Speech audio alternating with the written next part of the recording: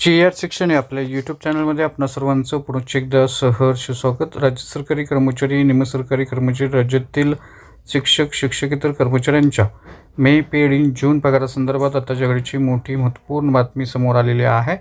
अतिशय महत्त्वपूर्ण असं एक परिपत्रक निर्गमित झालेलं आहे। काय आहे ते परिपत्रक आणि या परिपत्रकाचा फायदा राज्यातील कोणत्या विभागातील सरकारी कर्मचारी, निमसरकारी कर्मचारी, शिक्षक शिक्षकेतर कर्मचाऱ्यांना होणार आहे या संदर्भातील सविस्तर माहिती देणारा हा व्हिडिओ पाहण्यापूर्वी नेहमीप्रमाणे आपणा सर्वांना एकच विनंती, व्हिडिओ शेवटपर्यंत पाहावा आणि आपण जर आमच्या चॅनलवर नवीन असाल तर चॅनलला जरूर सबस्क्राईब करा, समोरील बेल आयकॉनला सुद्धा क्लिक करा, जेणेकरून महत्त्वपूर्ण शासन निर्णय, कर्मचारी पेन्शनधारकांच्या हिताच्या महत्त्वपूर्ण अपडेट्स आपल्याला आपल्या यूट्यूब चॅनलवरती सर्वात अगोदर पाहावयास मिळतील।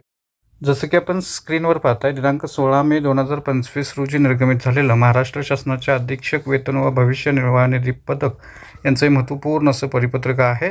याचा विषय अतिशय महत्त्वाचा आहे। माहे मे 2025 ची नियमित वेतन देयका संदर्भातले महत्त्वपूर्ण असं परिपत्रक आहे। या अनुषंगाने माहे मे 2025 ची नियमित वेतन देयके शालार्थ प्रणालीतून दिनांक 20/5/2025 पर्यंत ऑनलाईन फॉरवर्ड करावीत। माहे मे 2025 वेतन देयकाच्या हार्ड कॉपी ज्या आहेत त्या सादर करण्याबाबतलं वेळापत्रक जे आहे ते नंतर यथावकाश कळवण्यात येईल असं सांगितलेलं आहे। वेतन देयकाचा एकच लॉट होणार असल्यानं दुसरा लॉट होणार नसल्यानं विहित वेळेत देयके फॉरवर्ड करावीत। वेतन देयक फॉरवर्ड करताना संबंधित शाळेच्या प्राचार्य, मुख्याध्यापक यांनी सदरचं देयक पूर्णतः तपासूनच फॉरवर्ड करावं। या संदर्भात विशेष काळजी घेण्यात यावी। उच्च माध्यमिक, माध्यमिक शाळेतील मुख्याध्यापक पद रिक्त आहे अशा शाळांनी माननीय शिक्षणाधिकारी माध्यमिक, जिल्हा परिषद कोल्हापूर यांच्याकडून प्रभारी मुख्याध्यापक यांची मान्यता घेऊनच वेतन देयक ऑनलाईन सादर करावं। प्रभारी मुख्याध्यापक यांची मान्यता नसल्यास वेतन देयके ऑनलाईन फॉरवर्ड करण्यात येऊ नयेत याची गांभीर्यानं नोंद घेण्यासंदर्भात कळवण्यात आलेलं आहे।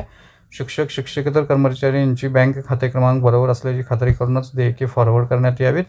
शालार्थ प्रणालीत वेतन देयके ऑनलाईन फॉरवर्ड केल्याची खातरजमा करण्यात यावी आणि ज्या शाळांचं पोस्ट मॅपिंग झालेलं नाही त्या शाळांची प्राचार्य, मुख्याध्यापक यांचं माहे मे 2025 वेतन देयक अदा केलं जाणार नाही, त्यामुळे पोस्ट मॅपिंगची प्रक्रिया वेळेत पूर्ण करावी। माहे मे 2025च्या वेतन देयकात अपघात विमा कपात करण्यात येऊ नये। अपघात विमा कपात केल्याचं निदर्शनास आल्यास सदरच्या शाळेचं वेतन देयक जे आहे ते रिजेक्ट करण्यात येईल। ज्या शिक्षक शिक्षकेतर कर्मचाऱ्यांचं वेतन ब्रोकन पिरियडमधून काढण्यात आलेलं आहे अशा कर्मचाऱ्यांची ब्रोकन पिरियड वेतन काढण्यापूर्वी या कार्यालयाची मंजुरी घेणं आवश्यक आहे। पूर्व परवानगी घेतली नसल्यास देयक रिजेक्ट करण्यात येईल याची गांभीर्यानं नोंद घेण्यासंदर्भात कळवण्यात आलेलं आहे। आणि 2/5/2025 नुसार सन 2024-25 ची संच मान्यता शिबिराकरता ज्या शाळा उपस्थित राहिलेल्या नाहीत तसेच ज्या शाळांची सन 2024-25 ची संच मान्यता झालेली नाही अशा शाळांना माहे मे 2025 वेतन देयक फॉरवर्ड करण्यात येऊ नये। अशा शाळांनी फॉरवर्ड करू नये। शाळेचे प्राचार्य, मुख्याध्यापक व संबंधित लिपिक यांनीच शाळेचा युजर ID व पासवर्डचा वापर करून वेतन देयके ऑनलाईन फॉरवर्ड करावीत। याच्या व्यतिरिक्त अन्य कोणत्याही व्यक्तीकडे शाळेचा युजर ID पासवर्ड देण्यात येऊ नये। सदर युजर ID व पासवर्ड अन्य व्यक्तीकडे असल्याबाबत निदर्शनास आल्यास त्याची सर्वस्वी जबाबदारी आपण जबाबदार आहात याची गांभीर्याने नोंद घ्यावी या संदर्भात कळवण्यात आलेलं आहे।